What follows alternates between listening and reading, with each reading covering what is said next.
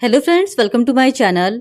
आज के इस वीडियो में हम लोग बिहार स्टेट के एग्जाम में पूछे गए हिस्ट्री के प्रीवियस ईयर क्वेश्चंस को आपके साथ डिस्कस करेंगे। और इसके पहले की वीडियोस में हमने बिहार स्टेट पेपर 1 के टीजीटी सोशल साइंस के प्रीवियस ईयर क्वेश्चन पेपर्स को भी आपके साथ डिस्कस किया है। अगर अभी तक आपने उन वीडियोज को नहीं देखा है तो उन वीडियोज का लिंक आपको डिस्क्रिप्शन बॉक्स में मिल जाएगा, आप उसे जाके देख सकते हैं। तो बिना देरी किए चलिए आज का ये वीडियो स्टार्ट करते हैं। तो क्वेश्चन नंबर 1 है, इनमें कौन सा जोड़ा हड़प्पा एवं मोहनजोदड़ो के उत्खनन से क्रमशः सही संबंधित है? तो दिए गए ऑप्शन में कोई भी ऑप्शन सही नहीं है, क्योंकि 1926 ईस्वी में माधव स्वरूप वस और 1946 ईस्वी में मार्टिमर व्हीलर ने हड़प्पा का व्यापक स्तर पर उत्खनन करवाया था, जबकि 1921 ईस्वी में हड़प्पा स्थल की खोज और सर्वेक्षण दयाराम साहनी ने किया था। वहीं अगर बात करें मोहनजोदड़ो की, तो मोहनजोदड़ो स्थल का उत्खनन 1930 के दशक में अर्नेस्ट मैके ने करवाया था और इस स्थल की खोज 1922 ईस्वी में राखल दास बनर्जी ने किया था। तो आयोग ने दिए गए प्रश्न में कोई भी ऑप्शन सही नहीं होने के कारण इस प्रश्न को बाद में बाहर कर दिया गया था। फिर क्वेश्चन नंबर 2, इनमें से किस लिपि में बौद्ध ग्रंथ लिखा गया था? तो इस क्वेश्चन का सही जवाब हो जाएगा ऑप्शन ए, पाली। शुरुआती बौद्ध ग्रंथ पाली लिपि में लिखा गया था। फिर क्वेश्चन नंबर 3, इनमें कौन महाजनपद सबसे उत्तरी क्षेत्र में अवस्थित था? तो इस क्वेश्चन का सही जवाब हो जाएगा ऑप्शन ए, गांधार। गांधार महाजनपद सबसे उत्तरी क्षेत्र में अवस्थित था और गांधार महाजनपद पाकिस्तान के पेशावर तथा रावलपिंडी जिले की भूमि में बसा हुआ था। फिर क्वेश्चन नंबर 4, भारत में यूरोपियों के आगमन का एक सही क्रम कौन है? तो इस क्वेश्चन का सही जवाब हो जाएगा ऑप्शन ए, सबसे पहले पुर्तगाली आए थे, उसके बाद डच आए थे, फिर डेन और उसके बाद फ्रेंच आए थे, यानी ऑप्शन ए इस क्वेश्चन का सही जवाब है। फिर क्वेश्चन नंबर 5, इनमें से कौन सा जोड़ा अशोक के अभिलेख से सही संबंधित है? तो इस क्वेश्चन का सही जवाब हो जाएगा ऑप्शन डी, उपरोक्त सभी। मौर्य शासक अशोक के अभिलेखों में शिलालेख, लघु शिलालेख, स्तंभलेख, वृहत स्तंभलेख, लघु स्तंभलेख, गुहालेख ये सब मिलते हैं, यानी ऑप्शन डी इस क्वेश्चन का सही जवाब है। फिर क्वेश्चन नंबर 6, मौर्य साम्राज्य का अंतिम शासक कौन था? तो इस क्वेश्चन का सही जवाब हो जाएगा ऑप्शन बी, वृहद्रथ। मौर्य वंश का अंतिम शासक वृहद्रथ था, जिसकी हत्या उसके सेनापति पुष्यमित्र शुंग ने 185 ईसा पूर्व में कर दी थी। फिर क्वेश्चन नंबर 7, कौटिल्य के अर्थशास्त्र में नई बस्तियों के लिए कौन सा शब्द उपयोग किया गया था? तो इस क्वेश्चन का सही जवाब हो जाएगा ऑप्शन बी, तीर्थ। कौटिल्य के अर्थशास्त्र में नई बस्तियों के लिए तीर्थ शब्द का उपयोग किया गया था और अर्थशास्त्र में केंद्रीय प्रशासन का अत्यंत विस्तृत विवरण प्राप्त होता है। फिर क्वेश्चन नंबर 8, इनमें से कौन मौर्य साम्राज्य के संबंध में सही सुमेलित नहीं है? तो इस क्वेश्चन का सही जवाब हो जाएगा ऑप्शन सी, अवंती रथ पाटलिपुत्र। मौर्य साम्राज्य प्रांतों में विभाजित था और चंद्रगुप्त मौर्य के समय 4 प्रांत तथा अशोक के समय कलिंग विजय के बाद 5 प्रांत हो गए थे और प्रांतों को चक्र कहा जाता था। उत्तरी प्रांत की राजधानी तक्षशिला थी, दक्षिणापथ की राजधानी सुवर्णगिरी थी और अवंती की राजधानी उज्जैन थी और मध्य प्रदेश की राजधानी पाटलिपुत्र तथा कलिंग की राजधानी तोशली थी, यानी ऑप्शन सी इस क्वेश्चन का सही जवाब हो जाएगा। फिर क्वेश्चन नंबर 9, खारवेल किस वंश से संबंधित है? तो इस क्वेश्चन का सही जवाब हो जाएगा ऑप्शन ए, चेदी। खारवेल चेदी वंश का शासक था और प्रथम शताब्दी ईसा पूर्व में उसने शासन किया था और इस वंश को महामेघवाहन वंश भी कहा जाता है। महामेघवाहन चेदी वंश का प्रथम शासक था। फिर क्वेश्चन नंबर 10, इनमें कौन बुद्ध से संबंधित स्थान भारत में नहीं है? तो इस क्वेश्चन का सही जवाब हो जाएगा ऑप्शन ए, लुम्बिनी। लुम्बिनी भारत में नहीं स्थित है, यह नेपाल में स्थित है, जबकि बोधगया, सांची और कार्ले ये तीनों ही भारत में अवस्थित है। फिर क्वेश्चन नंबर 11, संगम साहित्य किस भाषा में लिखा गया था?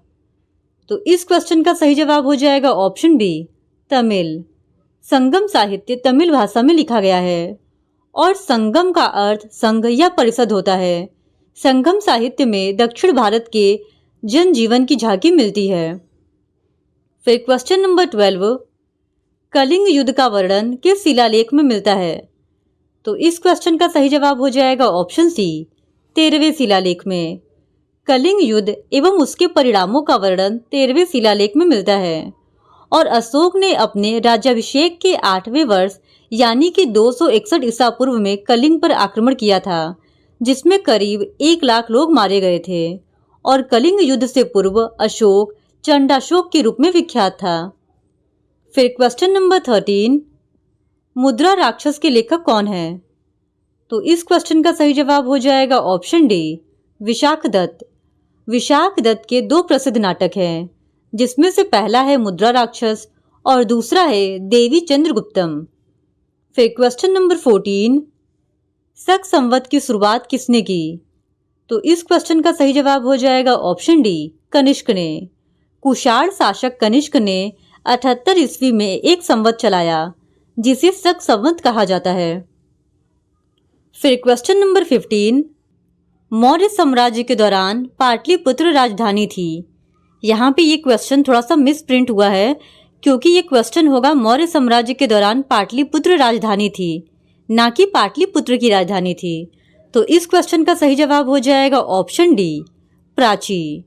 प्रशासन की सुविधा के लिए मौर्य साम्राज्य अनेक प्रांतों में विभाजित था और अशोक के अभिलेख में 5 प्रांतों के नाम मिलते हैं, जिसमें से सबसे पहला प्रांत है उत्तरापथ, जिसकी राजधानी थी तक्षशिला।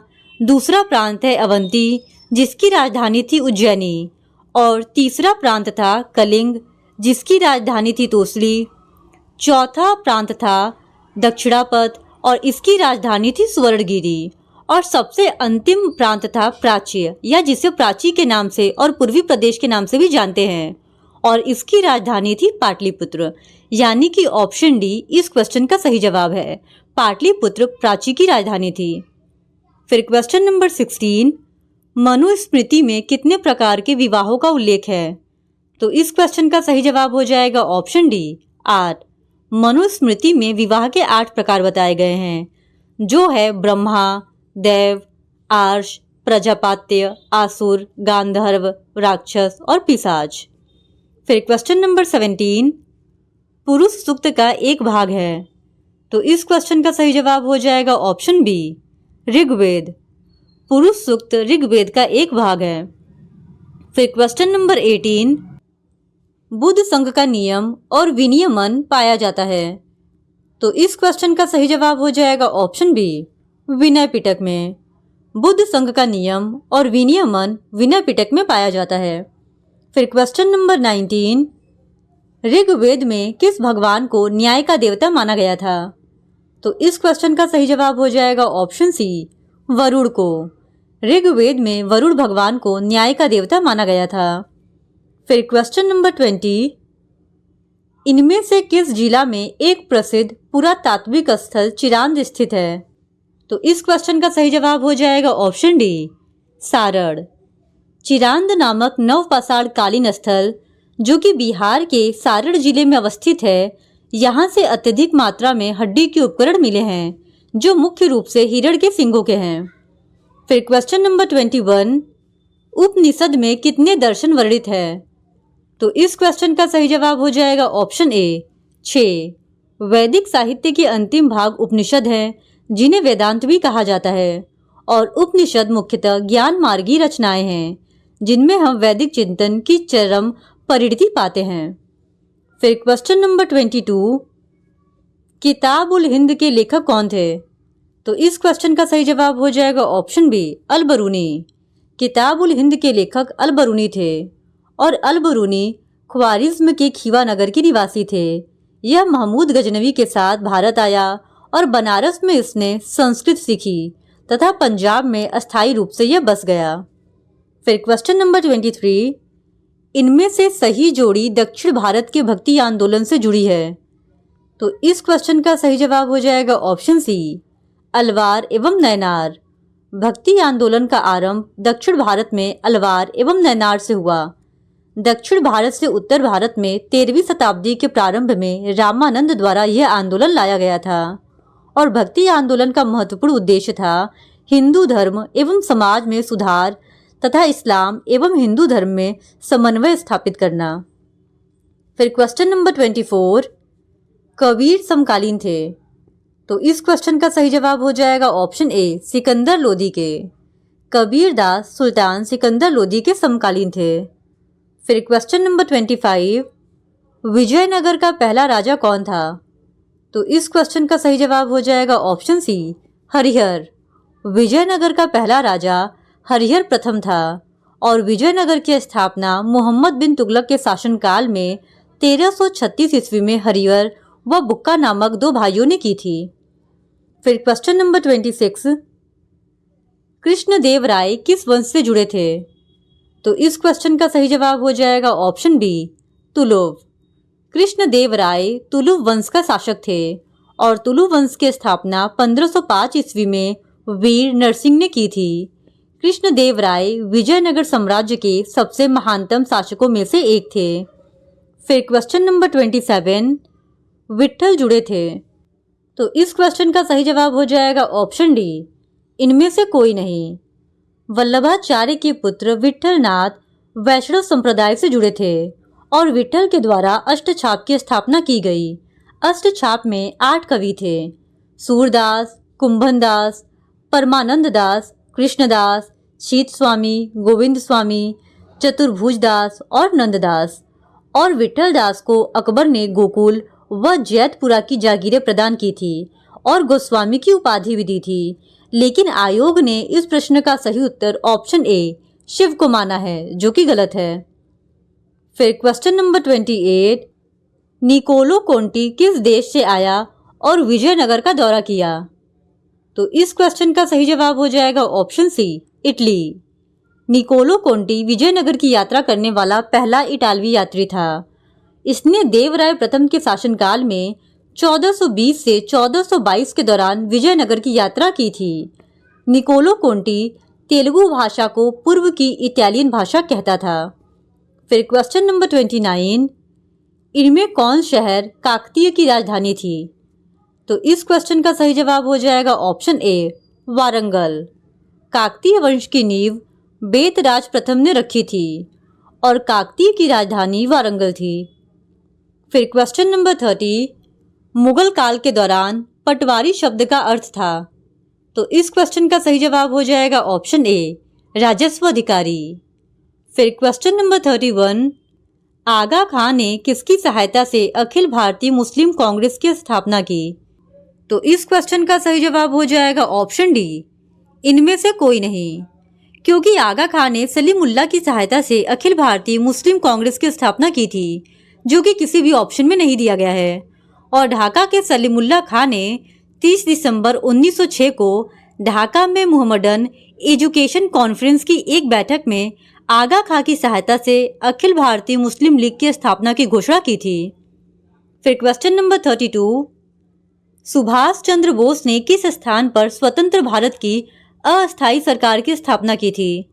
तो इस क्वेश्चन का सही जवाब हो जाएगा ऑप्शन डी, इनमें से कोई नहीं। सुभाष चंद्र बोस ने 21 अक्टूबर 1943 ईस्वी को सिंगापुर में स्वतंत्र भारत की अस्थायी सरकार आजाद हिंद सरकार का गठन किया था और जिसके प्रधानमंत्री सुभाष चंद्र बोस थे। फिर क्वेश्चन नंबर 33, इनमें किस आंदोलन को अगस्त आंदोलन भी कहा जाता है। तो इस क्वेश्चन का सही जवाब हो जाएगा ऑप्शन सी, भारत छोड़ो आंदोलन को। भारत छोड़ो आंदोलन को अगस्त आंदोलन भी कहा जाता है। भारत छोड़ो आंदोलन शुरू करने का प्रस्ताव वर्धा में 14 जुलाई 1942 ईस्वी को रखा गया था और अखिल भारतीय कांग्रेस कमेटी की बैठक में अंग्रेजों भारत छोड़ो का प्रस्ताव जवाहरलाल नेहरू ने पेश किया और यह प्रस्ताव पारित हुआ था तथा 9 अगस्त 1942 को भारत छोड़ो आंदोलन बंबई से प्रारंभ हुआ था और इसी आंदोलन को अगस्त आंदोलन भी कहा जाता है। फिर क्वेश्चन नंबर 34, सांप्रदायिक पंचायत की घोषणा की गई। तो इस क्वेश्चन का सही जवाब हो जाएगा ऑप्शन सी, 1932 को।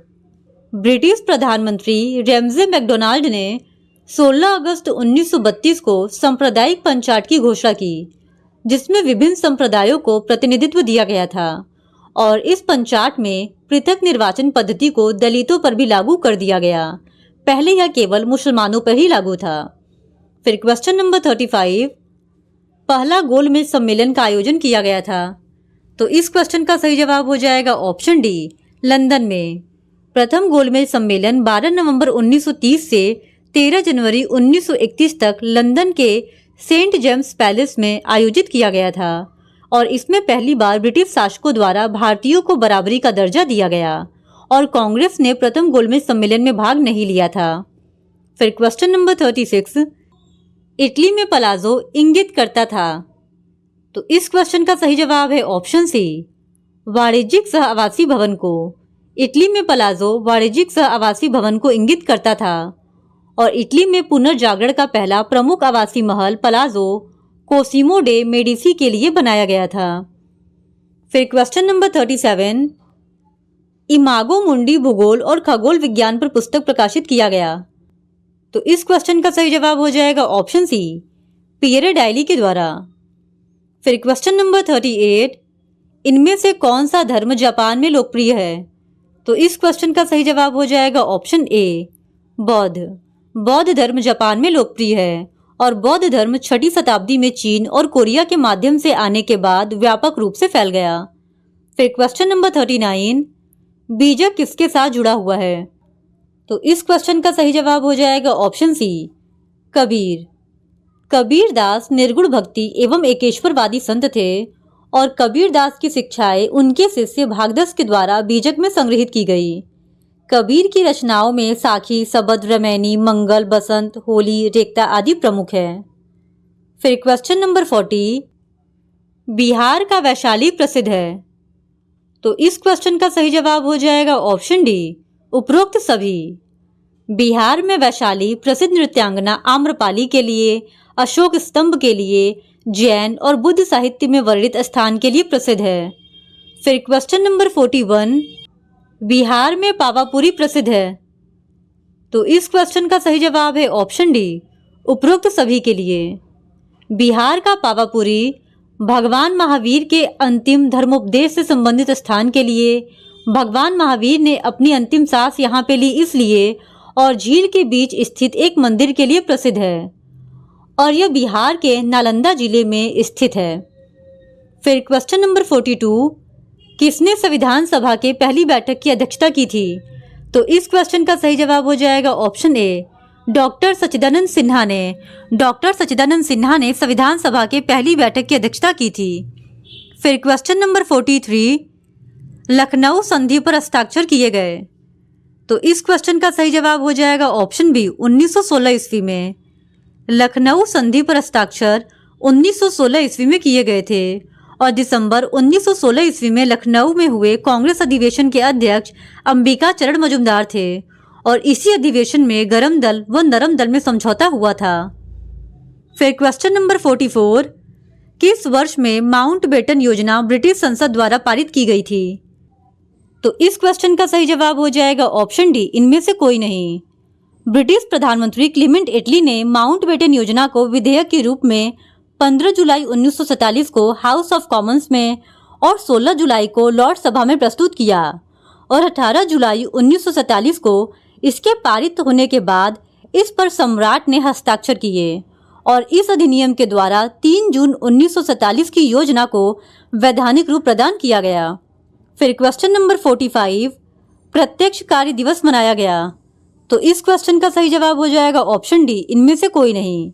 22 जुलाई 1946 को वायसराय ने अंतरिम सरकार के गठन का प्रस्ताव रखा और वायसराय के इस कदम के विरोध में मुस्लिम लीग ने 16 अगस्त 1946 को सीधी कार्यवाही दिवस की शुरुआत की और इस कार्यवाही का उद्देश्य सांप्रदायिक दंगे फैलाकर यह सिद्ध करना था कि हिंदू व मुस्लिम एक साथ नहीं रह सकते।